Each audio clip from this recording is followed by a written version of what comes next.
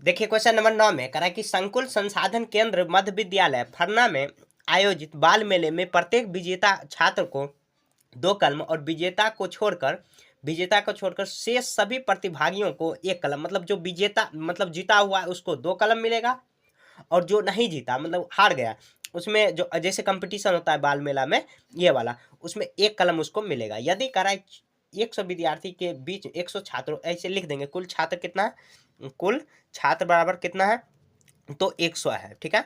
उसके बाद देखिए कुल कलम कितना है, तो कुल कलम बराबर कलम भी लिख देते हैं, कुल कलम कितना है, कुल कलम मिलेगा कितना 120 कलम बांटना है इतना के विद्यार्थियों के बीच में। तो विजेताओं की संख्या बताइए। तो यहाँ देखिए तो हम लोग मान लेंगे कि विजेताओं छात्र की संख्या, विजेता मतलब जीता हुआ, विजेताओं की संख्या बराबर यहाँ पे लिख लेते हैं, माना विजेताओं की संख्या बराबर कितना x मान लेंगे।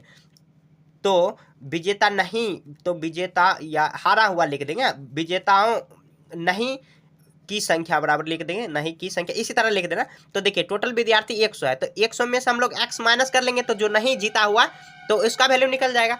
अब लिखिए, अब प्रश्न में देखिए क्या कह रहा है क्वेश्चन में, तो क्वेश्चन में कह रहा है कि तो टोटल कलम 120 को बांटना है। तो देखिए विजेताओं और जो नहीं जीता है उसमें हम लोग बांटना कितना है, तो 120 कलम को बांटना है, लेकिन जो जीता हुआ है उसको 2 कलम देंगे, तो 2 से गुना कर देंगे, और जो हारा हुआ है मतलब जो विजेता नहीं हुआ, जीता नहीं है, उसमें 1 कलम देंगे।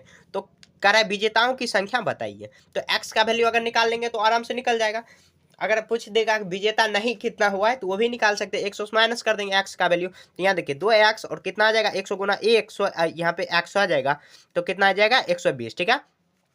अब देखिए 2x में से x घटाएंगे तो x आ गया। अब देखिए 100 है तो बराबर के उस साइड ले जाएंगे तो 100 यहाँ पर कितना आ जाएगा, तो 20 आया, तो x बराबर कितना आया 20। तो x माने क्या थे, विजेताओं, तो लिख देंगे अतः विजेताओं की संख्या, देखिए कितना आसान है, विजेताओं की संख्या बराबर कितना, तो 20, ठीक है, ये आंसर हो जाएगा।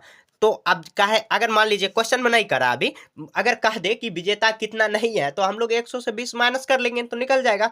और ऐसे भी लिख सकते हैं विजेताओं की कलम कितना मिला, तो 2 कलम मतलब 2 कलम मिल रहा है, तब 2 से गुना कर देंगे तो 20 दूनी 40 आ जाएगा। ऐसे भी अगर क्वेश्चन किसी भी तरीका से घुमा के भी कहे तो हम लोग आराम से निकाल सकते हैं। देखिए टोटल विद्यार्थी 100 दिया हुआ है, कुल कलम दिया हुआ है 120, विजेताओं की संख्या हम लोग मान लिए x, तो विजेता नहीं, तो 100 में से अगर x माइनस कर लेंगे तो निकल जाएगा, क्योंकि 100 टोटल विद्यार्थी है। तो अब क्वेश्चन में कह रहा है कि मतलब 120 कलम दोनों के बीच में बांटना है, तो जो विजेता नहीं है उसमें 1 कलम देंगे, और जो विजेता है उसको 2 कलम देना है, क्वेश्चन में लिखा हुआ है।